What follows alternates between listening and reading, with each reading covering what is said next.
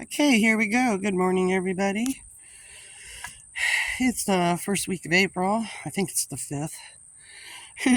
So let's do some progress here. The newest planting is microgreens, and these are disposable or reusable, eco-friendly, non-plastic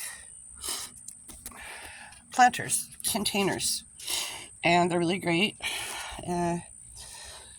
So just on the microgreens, and you can see them starting to sprout, little tiny greens.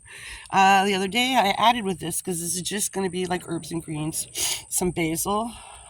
And these are stores. I get these for $4 at the Dollar General. They're just as good as expensive seeds at the someplace else. There's kale.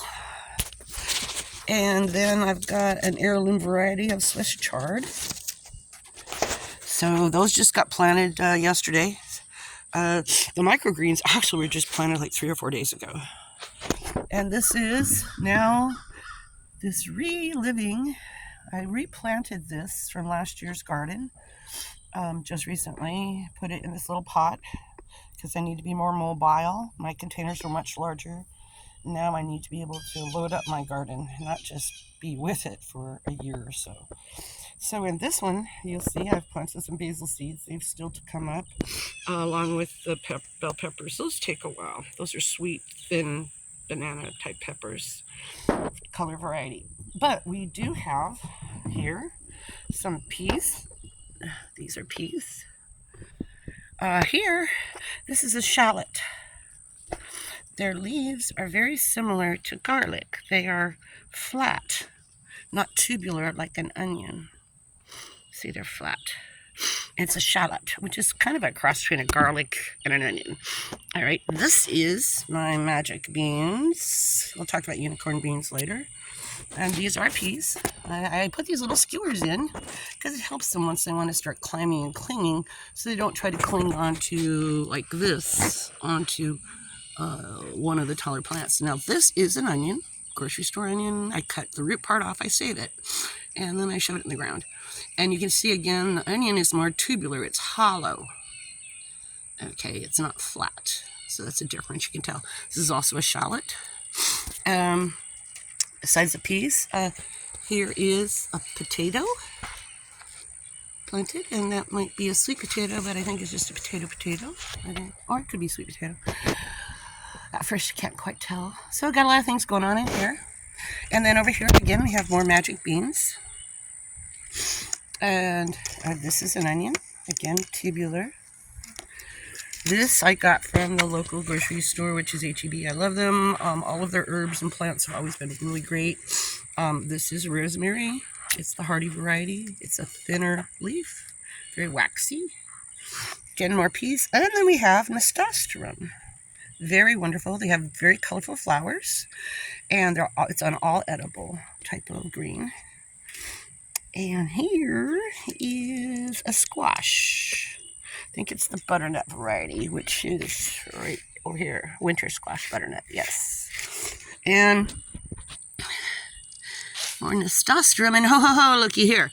Here's the squash. It just started rising up some more. And their leaves are first round, like all kind of gourds and melons. And then by the center leaf, you can start telling what kind of squash. And then here's some lettuce.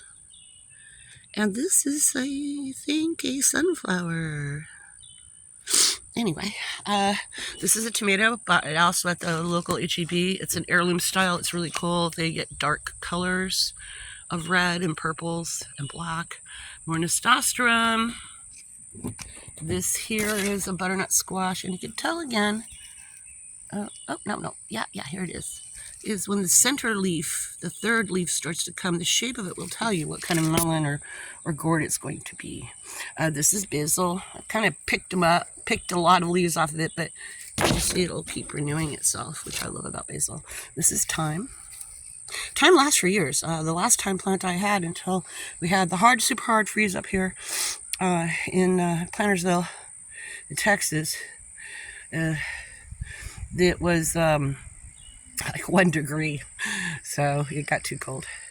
But that time was about 3 years old, that plant. So it's exciting. Thyme and rosemary are incredibly hard to grow from seeds, unlike basil. And let's see. Oh, back over here. Lots of merry things going on. Again, we've got the winter squash. You see some there. Pumpkin will come up.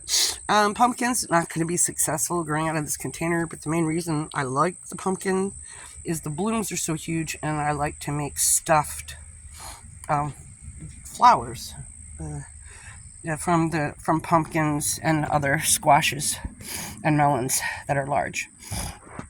And we have more peas. So here's some testosterone, the peas. And as they like to climb, as you can see, they like to bite around things. That's why I put these little skewers in here. So they won't attack these guys, which they will. Here's a radish. Starting to come up. And of course, radishes, when they first bloom or first sprout, are edible. Once they start to get their spiny leaves, not so much. Then you're going for the thing. Other types of like collard greens and other greens, you can eat the leaves as it matures along with that. So this is a radish. This is lettuce here coming up. That's radish. So right now I could like pluck this up because it's all small and tender and eat them. But really, ideally, you only eat it when they first come out with their first heart-shaped double leaves. Because then it becomes a little bitter. And this is a bean to buy the sprout. So when you put the seed in, this is what happens. It comes up and then opens and makes the leaves and keeps coming out 2 by 2. Here's a more mature radish leaf. And I thin the radishes out when they first start sprouting. To keep them from getting gangly, I will be putting some more cedar chips. Now here's a plant that is not from the garden. It is from the trees above. Sorry, I'm blocking that out. Where's my camera? From the trees above. This is a tree sapling, seedling. A lot of times when you pull it out gently, you'll see the seed attached, and that will tell you what plants it came from. This came from one that had a very flat type of seed. I see them around here. Oh, here we go. Here's a bean bursting out. How cool. How cool.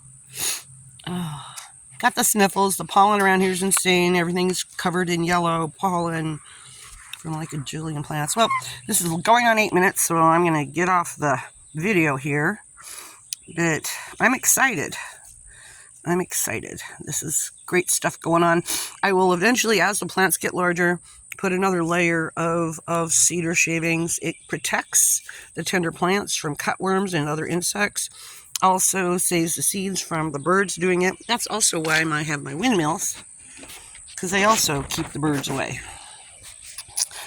And because this right now, boy, birds would be in there plucking that and whatever raw seeds if it wasn't for the shavings, especially after a rain, because the seeds get washed up in the soil. Well, everybody, have a really great day. Well, there's Houdini. He's in the front seat of my car again. At least he's being good. Bye.